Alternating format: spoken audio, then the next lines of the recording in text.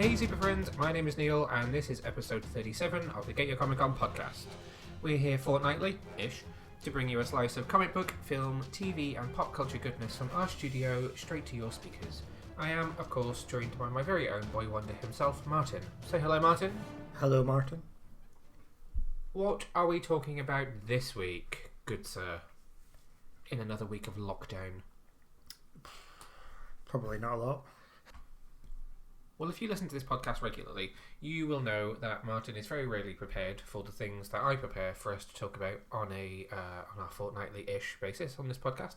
So I implemented a brand new policy in Geico Tower, which is a Geico Pod call sheet, where I prepared for him notes, the episode number, a recording date, news topics, review topics, including who is responsible for presenting them, anything regarding interviews and competitions, and even lining up topics for the potential next episode, which was sent to him in advance. And have you prepared as per the call sheet?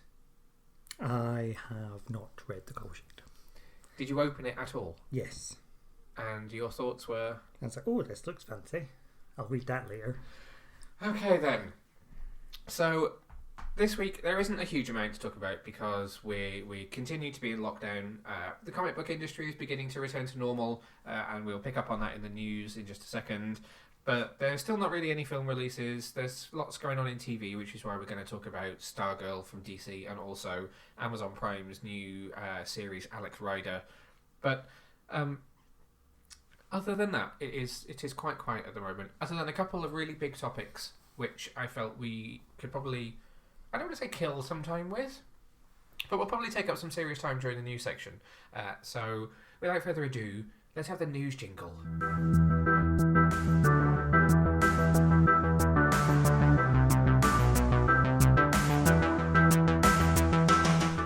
So first up in the news this week, I wanted to talk about actually two of the major topics that we're going to talk about happened in the same 24-hour period, which is quite, one of them, yay, the other one, less yay.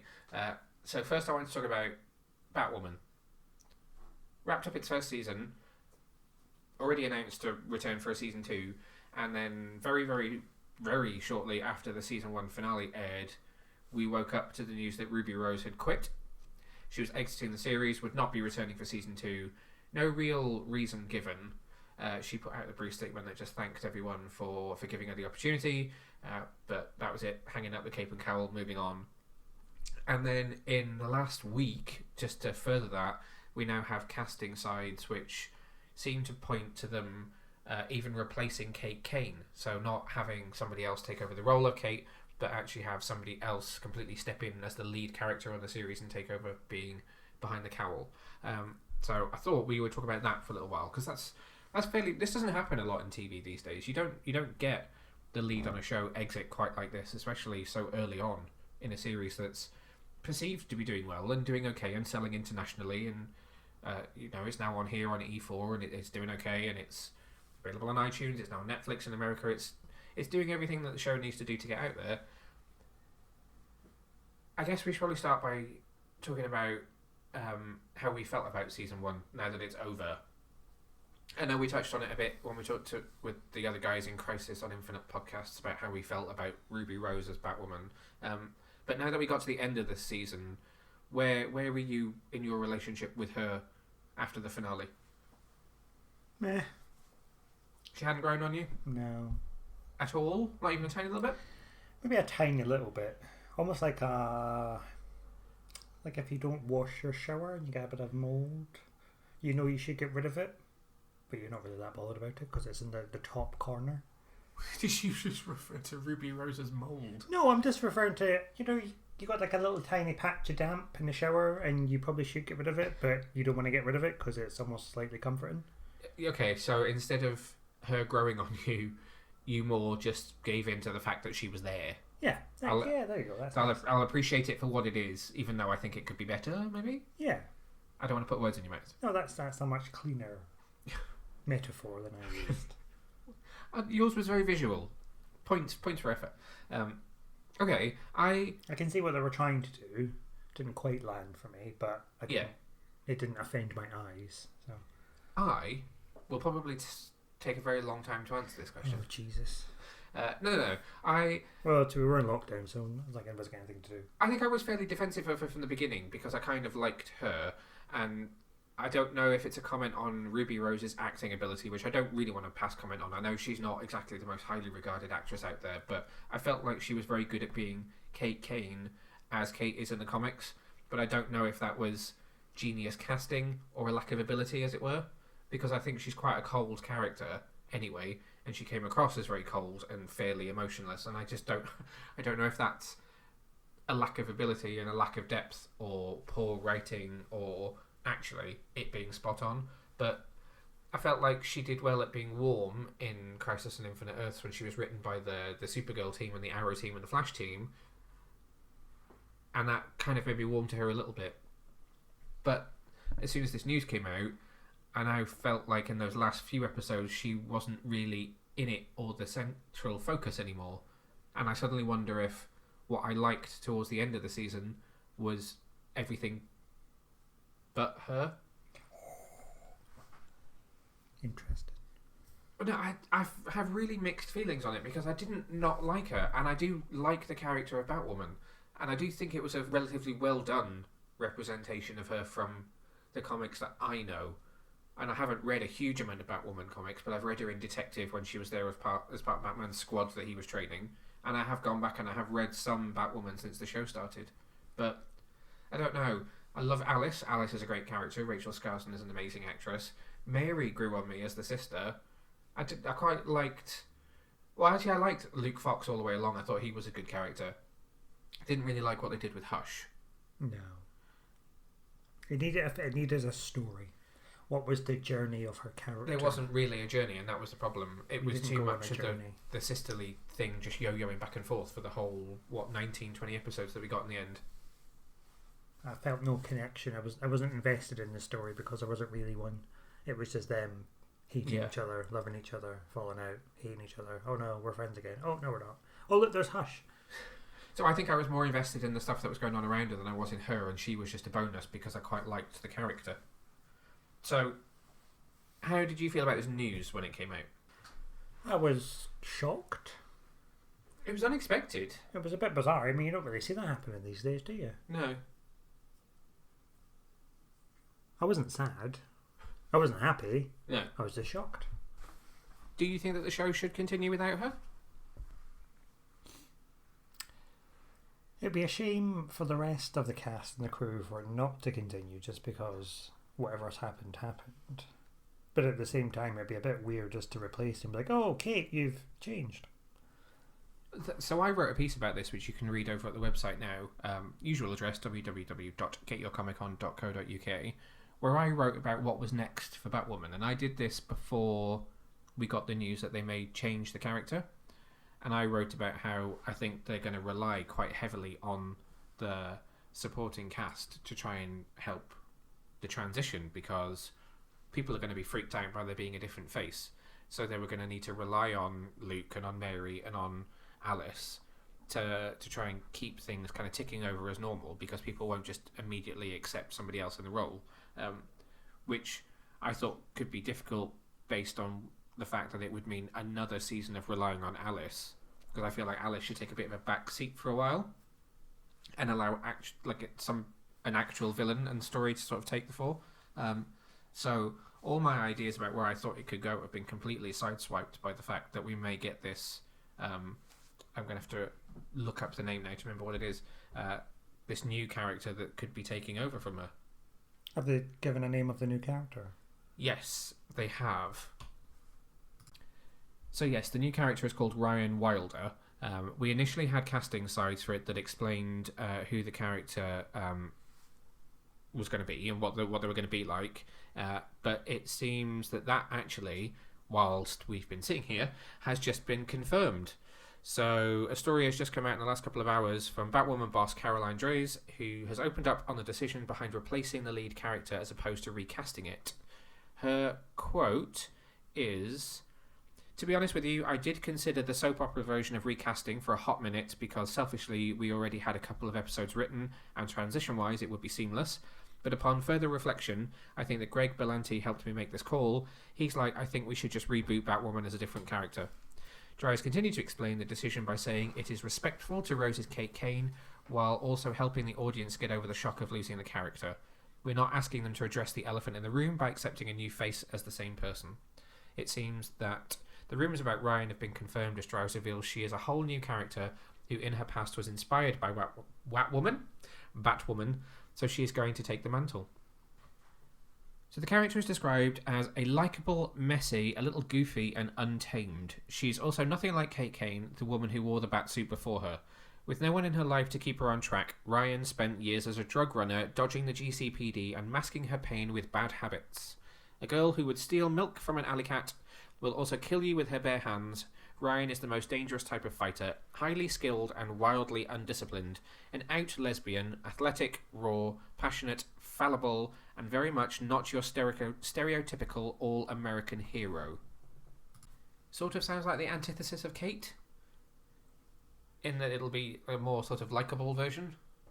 Probably. It almost sounds like they've done like a death in the family. Like, oh, phone in, guys. You're not really working. Well, Let's this do is it the thing. again. So, there have been plenty of rumours that Ruby Rose was not enjoying the experience of being the lead on a show, particularly a show like this, where there's a lot of long hours, a lot of night shooting, so probably a lot of like sleep in late, start work at 4 p.m. and not finish until 5 a.m. kind of situations. And supposedly it wasn't the most healthy of sets because she didn't really enjoy being there. So although she was the one that made the statement saying I'm leaving the show, there's nothing to suggest that this wasn't a mutual decision, and that mutual decision wasn't Warner Brothers saying, we know you're not happy, this isn't working, get the F off our show and we'll let you be the one to say you decided to leave, as it were. That's maybe quite a harsh way to look at it, but it has to have been bad enough for the company to not fight too hard to keep her. Because there's been, again, there's no suggestion that Warner Brothers tried and accommodated as much as physically possible to stop her from leaving. Well, you just don't know what's happened behind the scenes, really. No. I suppose you don't know what her contract was, if it was for 2 series, is it for 1 series? Normally they sign these people up for 5 when they're picked up. It's normally a multi-series deal to keep them locked in and to stop them from, in the nicest possible way, if they signed her up to a deal with say a fairly reasonable wage, I don't know what that would be in Hollywood, for a season, and the show is massive, what's to stop her from saying, I'm not going to come back unless you pay me $5 million an episode? So they normally lock them into a multi-season deal with probably like predetermined pay increments based on the popularity or the success of the show, to stop them from having the star power to be able to say, well, I'm the most important person in the room, and I will stop you from continuing with your highly successful project unless you start paying me inordinate amounts of money. So like you said, there had to have been something for them to release her early from that contract. Exactly, yeah. Because in theory it has been a relatively popular show. It has, yeah. I mean, there's lots of talk about the ratings having fallen a bit towards the end of the season, but every TV show does. No TV series grows particularly unless you're incredibly lucky or on cable. Or Stargirl. Or Stargirl, which is holding on to its audience incredibly well across that 3 weeks so far. Which is very unusual. Yeah, thank you, yes. Okay, so would you have preferred to have seen someone else take over from Ruby as Kate, or do you prefer the idea of having a different character, albeit a completely new character? Complete reinvention, not a character from the comic books. I think I would have rather had somebody just replace her. I'm not a massive fan when they start to fiddle around with continuity in the comic books. I'm inclined to agree. Because then I just think, oh god, it's just going to go into a really weird place. We're going to end up in like a Gotham place. Sounds all about that. We've had quite a few debates about this online, and there's been some really interesting opinions about actors who could take over. One of the people who's been named quite a lot is Wallace Day from Krypton. You've not seen enough of Krypton to know who that is, but actually I think she could be really great in the role, and I think she could be a really great Kate as well. It's difficult to now have an idea as to who you want to take over because it's a brand new character, so she could be anything or anyone. It's easier to try and think of who could be I nearly said a better, a different, but all right, who could be a better Kate than Ruby? They could have done something really cheesy, like, oh no, she's had some horrific burns. Oh look, Alice has made her a new face. Well, exactly. They've got a villain that sews faces. There's plenty of different ways around it. Ta-da! Yeah. There's some interesting theories about ways that they could keep it going from within the Arrowverse as well. One suggestion was, why not chuck Kyla Lee off Supergirl as Alex? I couldn't think of a name for it then. As Alex Danvers. Bring Alex over. She's already a lesbian. Because they're wanting to continue the sexuality of the character. So you already have an out lesbian character in the Arrowverse who is a very strong, commanding character that could potentially shoulder a series, because she shouldered that whole episode where she was inside. I'm putting on my lenses thing. What was it called? Oh, Obsidian. She shouldered that whole episode where she was in the Supergirl costume in Obsidian. So there's an interesting theory that you could bring her over. She even had the relationship with the GCPD cop. Oh yeah, she did, didn't she? Yeah. So she's already partly played out the role of Kate in Supergirl. And she has the relationship with Supergirl, which is that gender flipped version of the world's finest from the comic books. So. But that's not going to happen. No. We now know from Caroline Dries that it's going to be this Ryan Wilder character. I mean, the name could change, but essentially we have a mental image of who is going to replace her. Do you think they're all just secretly trying for another Harley Quinn? How so? Well, that was a completely brand new made-up character for BTAS. True, and yeah. Look how successful that's been. That is the thing that you always want to aim for. Everybody wants the next character like that. Smallville thought they had it with Chloe. I mean, we'll ignore the, Oh, let's not go there. That's a whole other podcast. We'll ignore the sex trafficking accusations, but that character got ported over into the comic books, but she didn't last very long. Similarly, Green Arrow comic books introduced Felicity Smoke very, very briefly, but again, she did not last very long. She was more of a cameo appearance. So there's plenty of attempts to fire a character from TV to the comics like that, but we'll have to wait and see. There's no Bruce Timm. No. So Batwoman is set to return in January 2021 with new episodes. I wonder how they'll transition. Sorry, I'm thinking out loud now. No. Go for it. Is she going to come back for like a handover, or is she just going to be like, oh, she's died? That's the thing. I mean, with the fact that we thought they were going to recast Kate, the presumption was you would just never see her again, and it would be a different character, and we'd all just try and pick it up from where we left off. But now you have the opportunity for her to do that if they could convince her to. I reckon she'll just die off screen somewhere quietly, or she'll be with Bruce. I wonder if, and this is probably really sloppy writing, now is the right time for a small time jump. The only difficulty being that we know the planned crossover for 2021 is supposed to be Batwoman and Superman.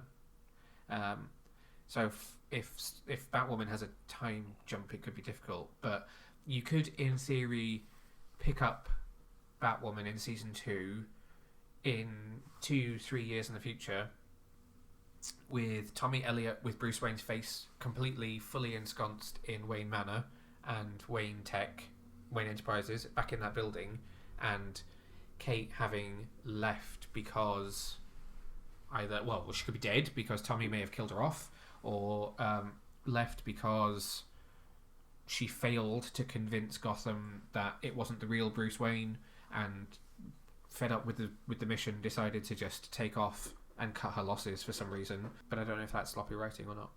Although, to be fair, we've talked in the past about the fact that Superman might need to be slightly in the future for the fact that the babies from Crisis to be kids. Oh, but then the Kryptonians, maybe they don't age differently, because he would have aged differently. We had that exact same debate last time. It would be, I don't know. I mean,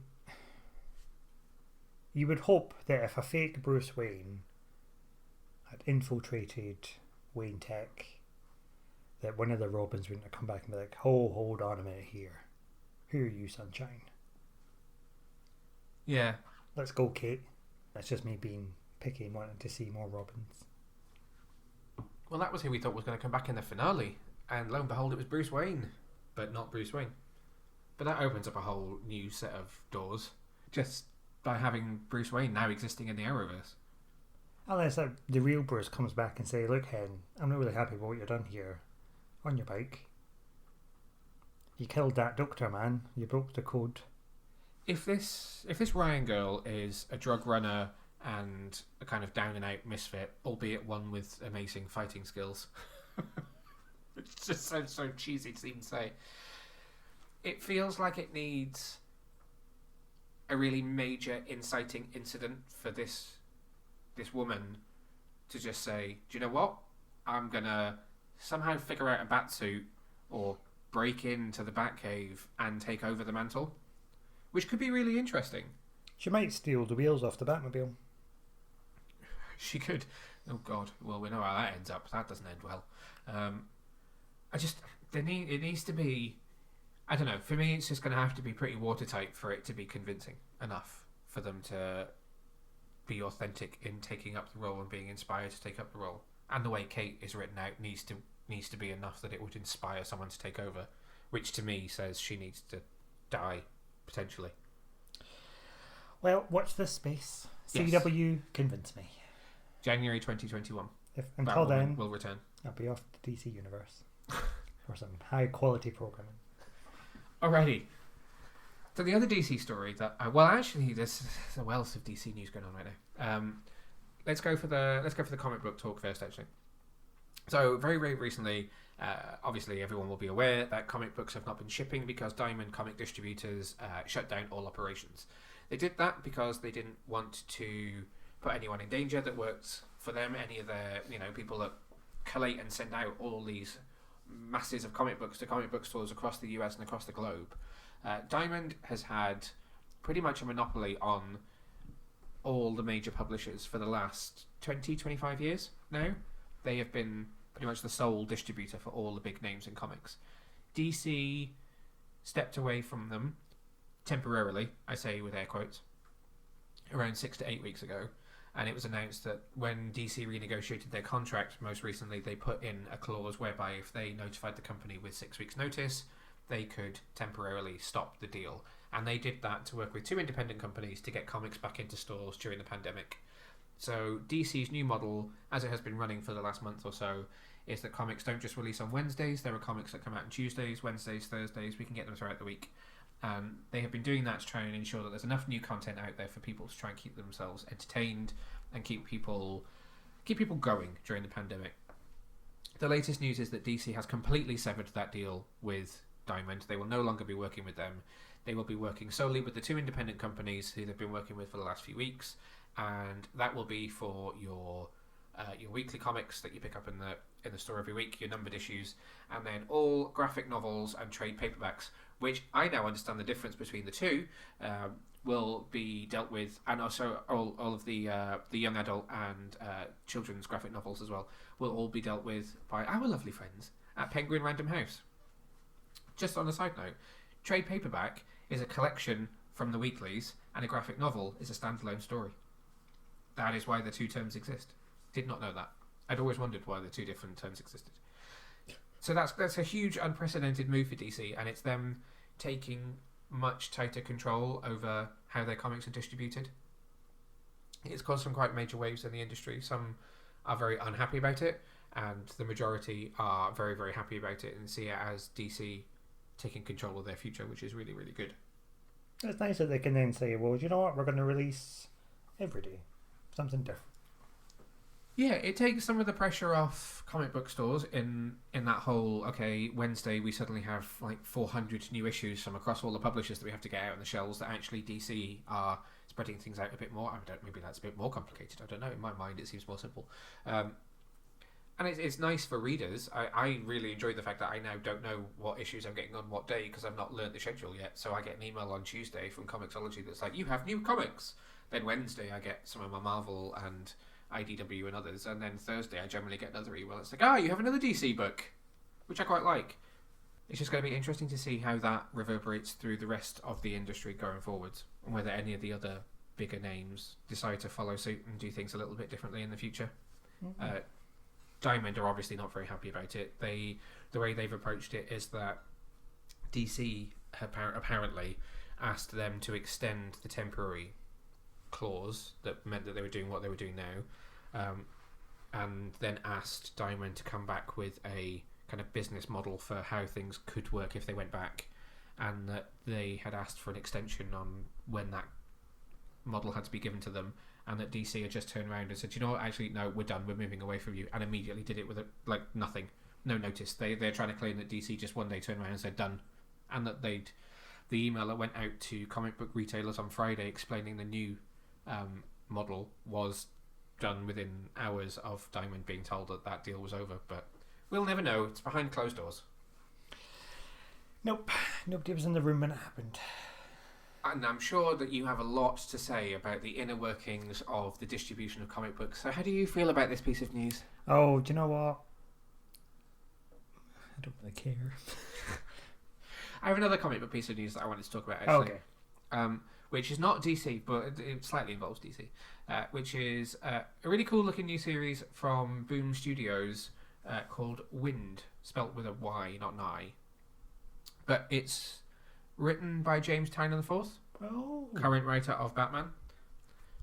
It also features artwork from artist Michael Diolinas and letters from Aditya Bidikar. I hope I pronounced that right. Don't laugh at me, that's how it's... It was the face that went with it. Oh, sorry.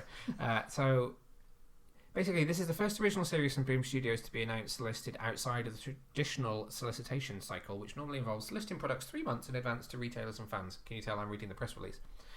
So, Wynd was originally announced as an original graphic novel that was going to be printed and released in November 2020, but they've decided to do it as a limited 4-part series instead.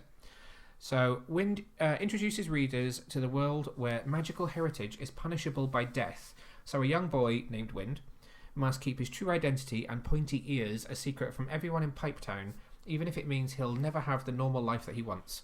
But when his secret is threatened, Wynd is forced to leave his home behind to embark on a dangerous quest that will put him at the heart of a real conspiracy beyond his imagination. Now on the run with the boy of his dreams, his best friend Oakley, and literal prince, Wynd will have to embrace the magic within himself if he wants to save them from the shocking dangers that await. The artwork looks really fun. Oh, yeah. And if you want to check out some of this, I've been covering it over on the website. I'm not going to tell you the address again. You can rewind like 5 minutes and hear me say it. We've done quite a bit of coverage on this. So we've got all the cover artwork that's up there, some of the variants, as well as a video trailer that's been released from Boom as well. But it looks really fun and kind of outside my comfort zone in terms of I don't read a lot of non-kind of superhero type comic book fiction. But I think it's something that I'll really enjoy. So look out for it. I've been talking about it a lot on social media. So go check it out. The first issue will be released, he says, optimistically knowing exactly when. Actually, it's coming out this month. June the 17th is when issue 1 will be in stores and on digital. So check that one out. And where can I get it? Oh, where all good comic books are sold, obviously. Good. Major elephant in the room story time. That was my elephant. On the same day that we found out that Ruby Rose was leaving Batwoman, a certain film director by the name Zack Snyder was doing a watch-along of Man of Steel on his Vero account. Oh, was that the same day? Yeah. Oh, God. That was a big day. It was. Now, there'd been plenty... I mean... There's been plenty of rumours for a very, very long time about what was going to happen here. But in the kind of 24-hour period before this, there was suddenly a big surge in news that something was coming. We all know that Zack Snyder likes to tease. It's been, 3 years since Justice League, but he has continued to tease images from the fabled Snyder Cut. And so there was a lot of anticipation that something was going to happen during this watch-along. We were actually at work, so we didn't get to watch. I picked it up on the way home from work and kind of joined in as they were doing the fan Q&A section. There were a number of fans that got to go on the Zoom call with Zack. His wife Deborah had joined in, and then just as the Q&A was starting, they also got joined by Henry Cavill. Now that was definitely a signifier that something major was probably going to happen. At that point, people seemed to think that it may have been an announcement that there was going to be a Man of Steel 2, but kind of rattled through right to the very end of the Q&A, and then the last person got to ask their question, and she said, I'm going to ask the mother of all questions for this fan base, when will you release the Snyder Cut? And he said, well, it's not up to me. As you know, there's plenty of other people that are involved in it. Warner Brothers need to be okay with it. And then Henry Cavill, with a cheeky little smile on his face, said, why don't you just show it to them? At which point Zack said, well, I can't show you the cut right now. I don't have it with me. But I can show you this. And then turned the camera around, and up on the big screen in his cinema room in front of him was a black and white picture of all the Justice League, including Superman. And it said, Zack Snyder's Justice League, HBO Max 2021. So lo and behold, the Snyder Cut, as it was known, is now dubbed Zack Snyder's Justice League and will be coming next year. And it broke the internet. It did break the internet. I have a lot of feelings on it, and I think it's something that we'll be talking about for a while. We don't know what the release model is going to be for this yet. HBO Max doesn't exist outside of America, so that already is a question mark for anyone not in America. There are plenty of talks going on about whether it will be a 4.5 hour super maxi cut of the film, or whether it ends up being released as like a 6-part miniseries, which could be huge for HBO to have a Justice League miniseries with names like Gal Gadot, Henry Cavill, and Ben Affleck in it. So we're going to have to wait and see. But for now, I thought we'd just talk a little bit about how we feel about that news. One thing that I think is quite important to say is we, on this podcast and on the website, and actually even on our social media, have never used or covered hashtag release the Snyder Cut at all. I personally have found it to be a fairly toxic fandom, from that one-man protest in the DC booth at New York Comic Con through to people paying what little money they have for an advert in Times Square, whilst all of us were inside New York Comic Con and not in Times Square to see it. I just think that there has been a huge vocal group within that who have just used it to cause quite a lot of chaos for a lot of people. And there are a lot of genuine people that just wanted to see his vision, which I agree with wanting to see his vision, and I'm excited for that. I just think as a movement, it's not been something that I particularly wanted to identify with. And I think you feel the same way. Yes, but it worked for them. It did work for them.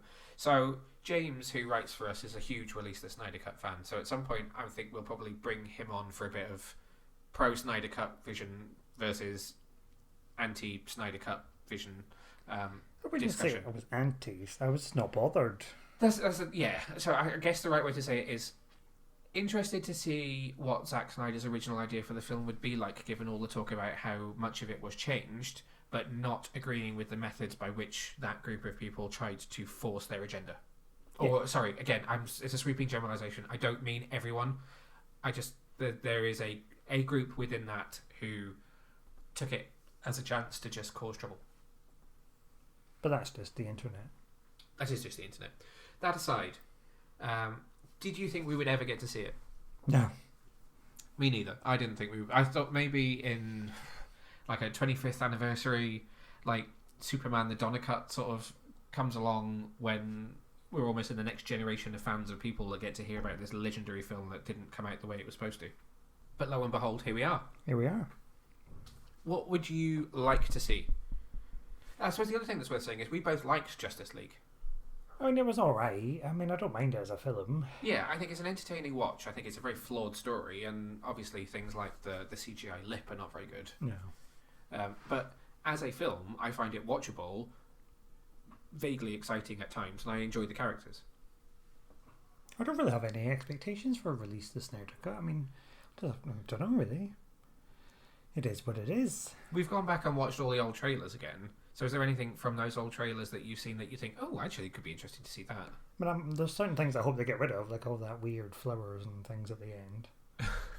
When non-apocalypse happens and it then sort of turns into a beautiful magical garden. Yeah, I don't like any of that. Yeah. And what else? I don't know, I'd like it to have a bit more of a cohesive story. What about the story did you not find cohesive? I don't know, I just didn't like all the mother box stuff. It just felt like it was sort of There was a lot of exposition.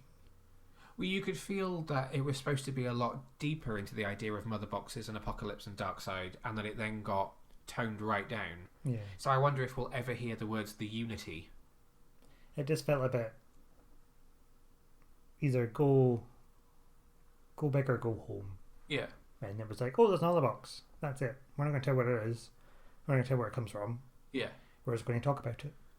Like it's something that we should know. And it just made it seem really silly. Yeah. Because it suddenly becomes like a Hollywood MacGuffin. Yeah. Because it's not a story from the comics that's being perfectly adapted. It's just a little tiny sprinkling of something from the comics that you'll go, oh, I know what that is.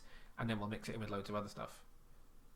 There are certain contrivances that I hope get taken out. Like, for instance, I love the scene at the beginning where Batman gets the goon on the rooftop and then uses him to lure a parademon. But when he nets the parademon and it explodes, leaving behind a perfectly drawn image of 3 mother boxes on a wall. Yeah, it's a bit weird. Like, why would it do that? Why would one of the most intelligent villains in the galaxy have an army of people that gave up the information on how to find him and what his plan was if they happened to die? MacGuffin. Yes. So that I hope stuff like that is gone. I'm looking forward to seeing more of Cyborg, actually. I really liked Ray Fisher's Cyborg. So the fact that there'll be... Zack Snyder always called him the emotional heart of the film. So to have a lot of his backstory actually put in there will be nice, because he didn't really get a backstory. He was just sort of there. It'll be nice to see that origin, I think. More of Flash too, actually. Yeah, it just seemed, I don't know. I'm open-minded as to what will be. So it's confirmed that Darkseid will be in it. We know that Darkseid will officially be in the film.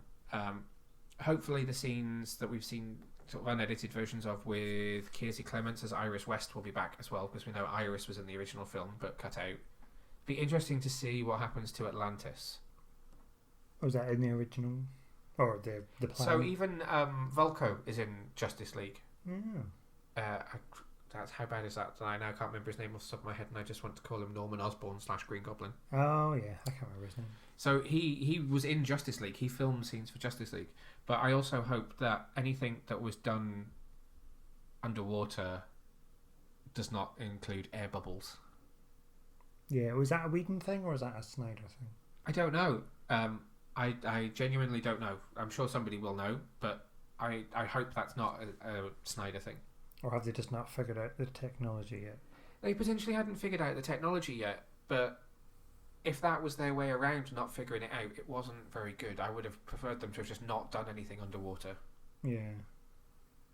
Oh well. Rather than make it look like if you want to have a conversation in Atlantis, you need to have magic powers. Also, I'm just trying to think of other things. Green Lanterns. Oh yeah, that'd be good. There'll be a lot more to that sequence of what was happening the first time Darkseid tried to come to Earth. There'll be a lot of that more stuff in there. A lot of that more stuff. There'll be a lot more of that in the brand new score as well. There will also be a brand new score. That's a bit sad, isn't it? I do love Danny Elfman. He got a lot of stick for that, and I don't know why. I think because people were so beholden to what Junkie XL would have done following working with Hans on the previous films.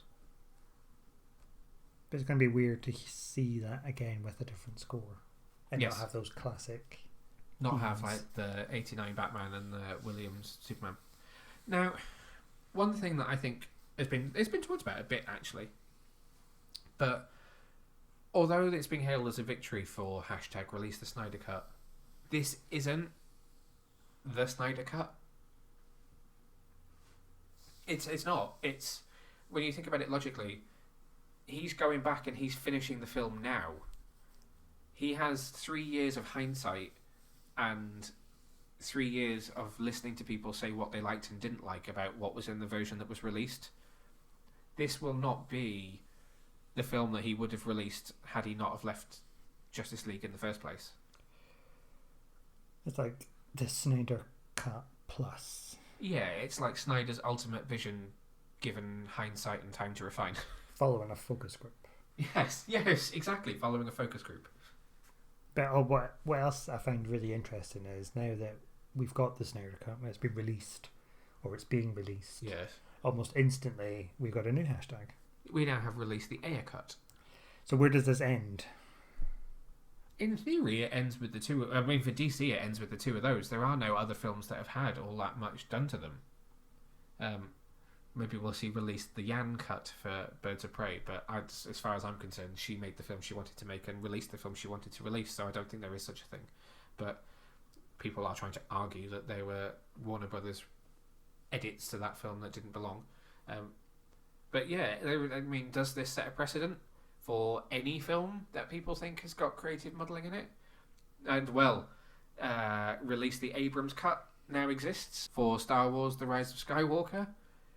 He himself has said, would you think I had time to make another cut for Disney to fuck with it and then us to put out another one? No. But people will forever wonder what happens behind closed doors, so you could say about any film that is seen to have been meddled with. It would be interesting to see the Suicide Squad, though, I think. It sounds like Suicide Squad is almost as radically changed as Justice League. Because that would be an interesting view, I think. Not that I'm suggesting that we should all start buying billboard. No. There's a difference between trying to force your agenda on Warner Brothers and wanting to see a creator's artistic vision. From what he says, particularly the first act of the film was very straightforward and very much in the vein of the other DC films, and would have been much more straight-laced, and I think that could be quite interesting, particularly the relationship between Harley and Joker. I would love to see more of Jared Leto's Joker. Interesting. Whilst I don't necessarily agree with the teeth or the tattoos, I can deal with them because it's nice to see them try something different, and I would like to see more of what he could do with that character. I agree. But here we are. Well, here we are. At this exact moment in time, we don't know when in 2021 Justice League will arrive, but we know that Zack Snyder's Justice League is coming. We hear you. We hear all your questions about how you're going to get to watch it. We will answer as soon as we know. At this point in time, all we know is that in North America, it will be available on HBO Max in some respect at some point in 2021. It's not that far away, to be honest. We're in June of 2020 now. It's only 6 months. Exactly. In fact, you might be listening to this having just watched it, in which case, let us know what you think. Oh, that's gone a bit timey-wimey. Yeah. That's it for the news this week. On to a couple of TV reviews.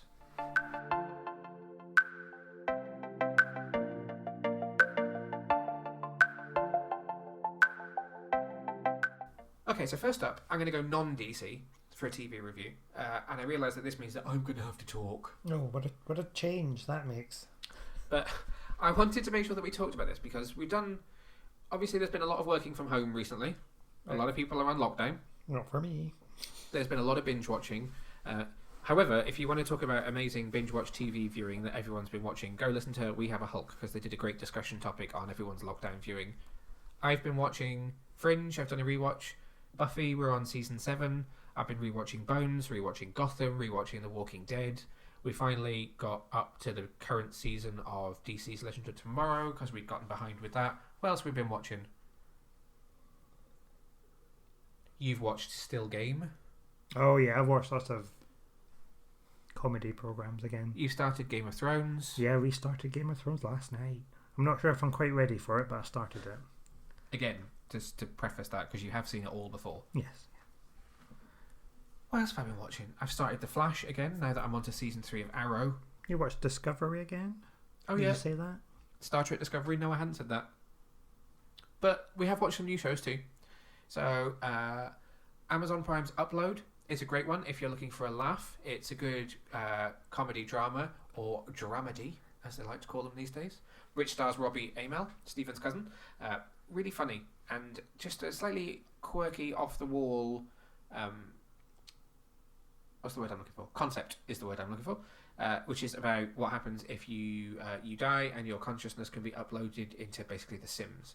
That's a great watch. And then the other thing that I wanted to recommend, which is what I'm going to talk about now, is another Amazon Prime series called Alex Rider.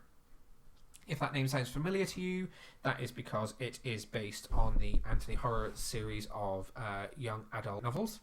The 8-part series has been adapted for Amazon Prime by Sony Pictures Television. Executive producer Guy Burt and Anthony Horowitz is also an executive producer on the show.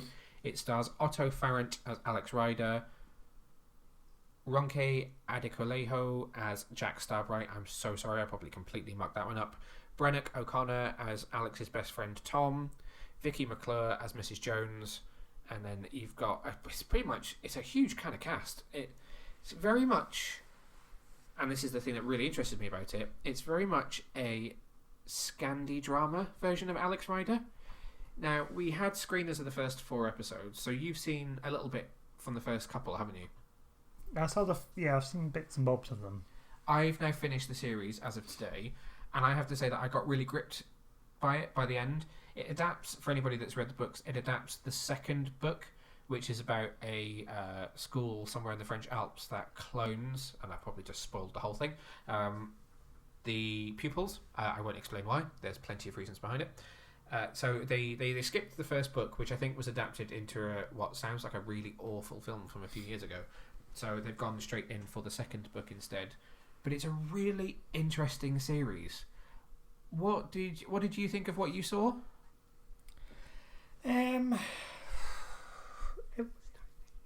It looked good, but it didn't grab me.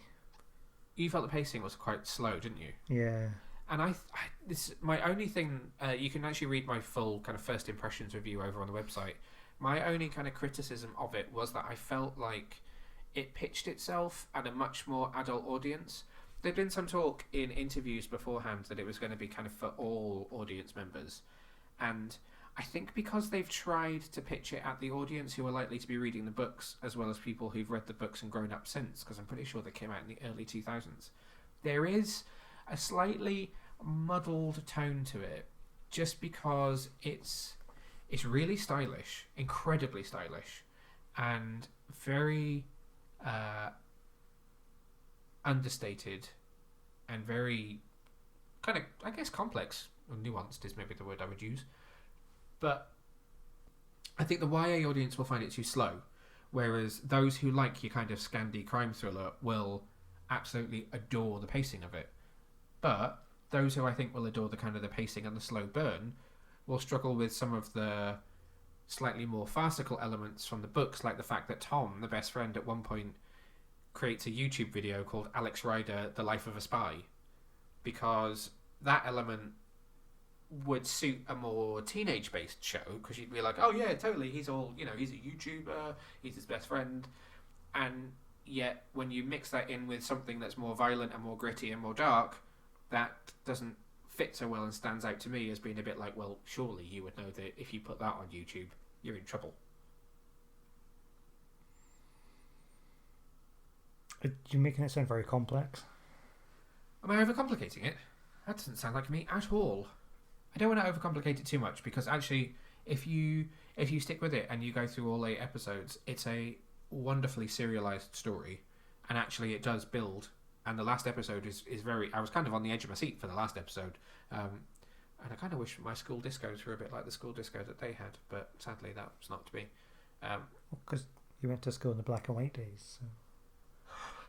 I went to school in the 90s, thank you very much. So I would say this one is definitely for fans of the kind of the Bourne franchise, as well as James Bond. There is a mix of those classic espionage type franchises in there. I just think that it's... Maybe it figured it out at the end, and actually that's why I enjoyed some of the later episodes more, but it just didn't quite manage to land in every respect, because it felt like it was trying to please maybe a few too many people in the audience. Casting is great. Otto Farrant is great. The whole supporting cast are great. I'd love to see I'd love to see more of Vicky McClure as Mrs. Jones, because she's a really great character as his handler. And it'll be interesting. It does end on a cliffhanger that clearly sets up what's next, but having never read the books, I don't know what that is. So I hope there is more, because I think it's another example of a new show taking a few episodes to find its feet, and that some people will likely give up a little bit too quickly and not stick with it. So I think you might enjoy it more if we were to sit down and watch it again, and to watch it maybe a bit more contained rather than spread out. Maybe. I'll say no more on that subject maybe. I'm just not. Yeah. It's not the right time for a new show for me at the minute. We don't have any openings for new shows. No, I don't have the headspace. Oh dear. Well, if you're interested in checking out Alex Rider, I would love to know your thoughts. Let me know on social media. As usual, you can find me at Neil Vag, and you can find us at Get Your Comic Con. If you'd like to tell Martin that you enjoyed it and why he should watch it, then you can find him at BoyWonder1989. Alex Rider's full 8-part first season is available now on Amazon Prime Video globally. It's available completely globally on Amazon Prime. It's nice to not have to say, in America you can watch it on DC Universe, in Australia you can watch it on this network, in the UK you can watch it on this streaming platform. Last up for us this week, we're going to talk about DC's new show, DC's Stargirl, which is its full title apparently. Stargirl is available now on DC Universe in America. We don't have confirmed details of when it will air in the UK, but we'll bring those to you as soon as you can.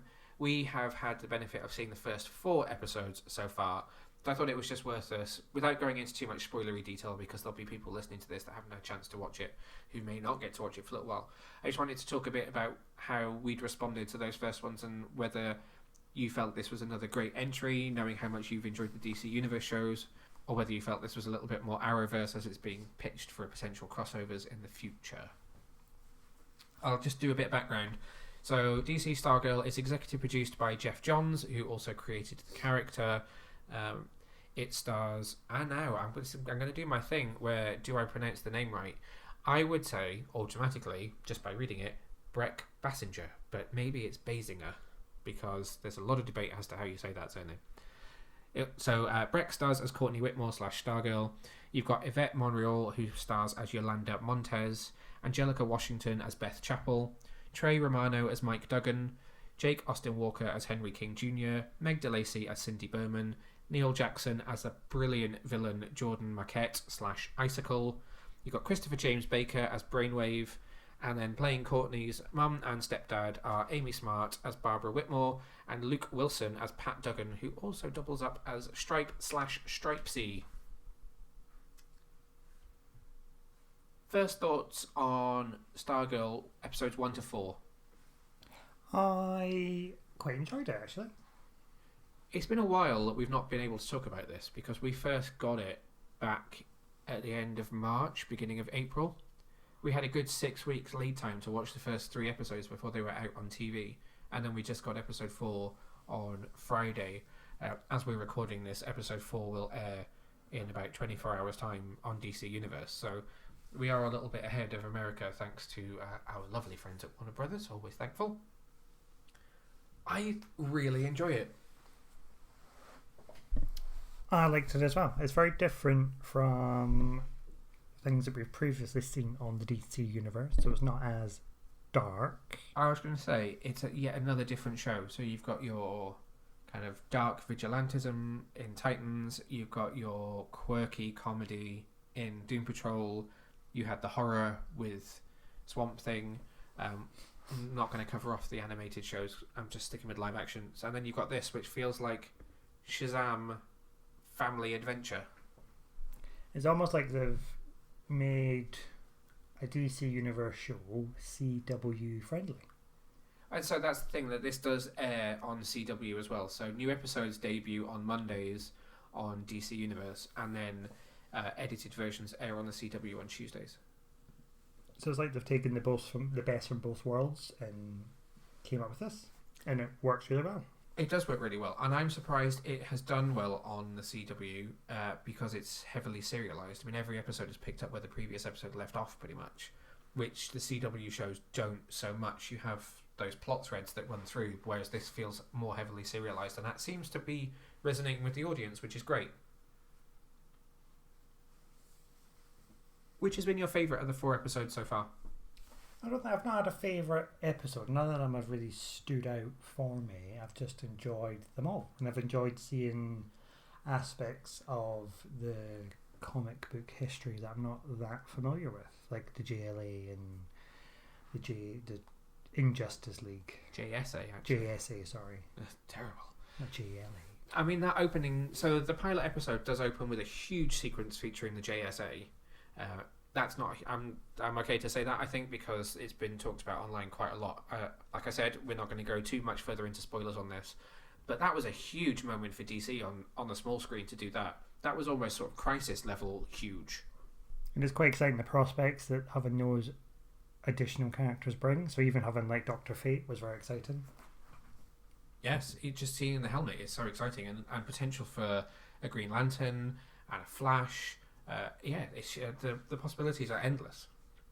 And we know that this is Earth 2 in the new universe as well. Oh, okay, so we've confirmed. So we've got a new multiverse.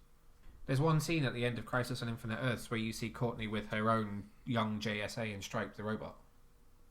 Are we saying that it's in the same universe as Titans and Doom Patrol? No, different Earths. Okay. All different Earths now, remember. They have their own individual Earths. Oh yeah, that's a shame. Anyway, it's a very good show. So what's been your favourite elements of this show so far? It's very accessible. It's got a very unique style to it. It almost feels like a 90s, late 90s, early 90s comic book style. Smallville? But better. Fair enough. Yeah, it's like Smallville, but better. Any particular characters that you're enjoying or are favourites within the cast? Not really. I think it's a good all-rounder for me at the minute. Okay. I'll be very non-committal. You are? I just quite like it. Oh, that's fine. Are you enjoying it? What are your thoughts? What's happening? I'm definitely enjoying it. I think it's great. I think they're a good cast of characters. I think I need to see more of the high schoolers, but judging by episode 4 and the kind of episode titles moving forwards, we're going to spend some time individually with them, which is good, because I think they do need more development before they can take on some of these heroic identities. I think Courtney is a good lead. She's not perfect. I don't mean that like acting. I mean the character is not perfect, and that's fine. She's a teenager. She doesn't have to be perfect. I really like the relationship between Courtney and Pat. I think Luke Wilson's a good bit of casting.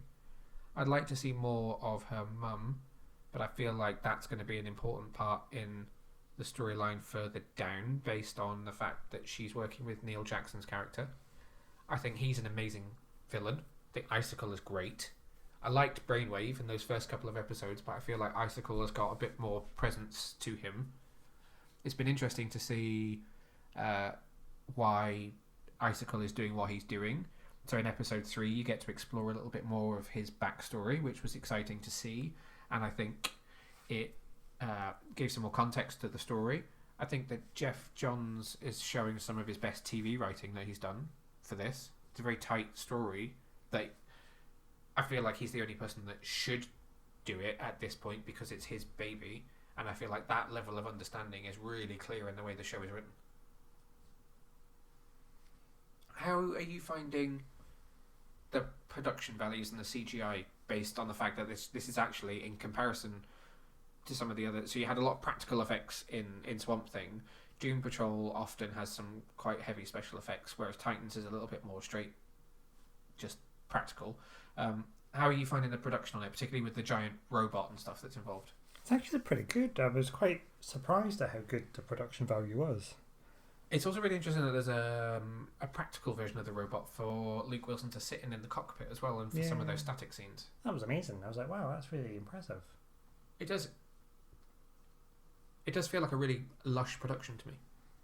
No expense has been spared. It's not a click and drag moment. Are you referencing a much memed moment from Supergirl? I may or may not be. No, you're right. It's a really well produced show. I think it's well acted. I think it's well produced. It's well written. I'm really enjoying the score as well, which is by Pinar Toprak, who did the score for Captain Marvel. Her music is, I think, really well suited to this, and it amps up that 90s Amblin entertainment film, action adventure, family, comedy, dramedy type feel of the whole thing. It just feels... I guess like you, actually, I'm not sure I could say that there's an episode that stands out to me particularly. It's just a good all-rounder and is becoming something that I look forward to watching each week. Yeah, I mean, I don't think we've not had enough story yet. I know it's been quite clear in that we know who the big bad is, we've got a rough idea of what's going to happen, but we've just not gotten there yet, and it's starting to warm up a bit more. That's probably as much as you can say without spoiling it too much. And that's all I will say. So here's a question then. If you were to kind of give... So one thing that I've been doing with shows that we get to watch a number of episodes of beforehand is doing like a first impressions rather than trying to force myself to review the 4, 5, 6 episodes we get to see before they're released. And so I don't tend to score very much. But if you were kind of giving a first impression based on what you've seen, how would you sort of score this? Is it like a number or? Yes. Or like some sort of verbal scale? A number will suffice. A solid... What? You've made that face as he's going to say a solid... No, go for it. I'm going to give it a comfortable 6.5. Ooh, okay. Oh no, we'll give it a 7. That's what I thought you were going to say. Comfortable 7. My face was he's going to say comfortable, like a solid 7. Well, that's why I went to 6.5. I thought, no, I'm not doing it justice. I would probably give this a 7.5 or an 8 if I was to give it a score. I'm reviewing it on a weekly basis, so you can read my reviews of each individual episode as well. Or if you're interested in not having too much spoiled for you beforehand, then you can read my first impressions article over on the website for it as well. As I said, we don't know when this is going to air in the UK as yet. We will confirm that information as soon as we have it for you. In the meantime, it's currently airing for those in North America on Mondays on DC Universe. And if you're not a subscriber, then you can catch it on the CW and the CW app from Tuesdays onwards. The CW episodes are edited slightly. I don't think that's going to be the case for episode 4 that we watched this week, as it was only 42 minutes. But some of the early ones that run into the 50s, 55 minutes will be edited down slightly. So for DC Universe subscribers, you do have the benefit of seeing an unedited episode, as well as some behind-the-scenes bump as well. But if you have been lucky enough to be able to watch this, or if you're listening and you are in America and you're watching this on the CW or DCU, then get in touch and let us know what you think of it. We'd love to hear your thoughts.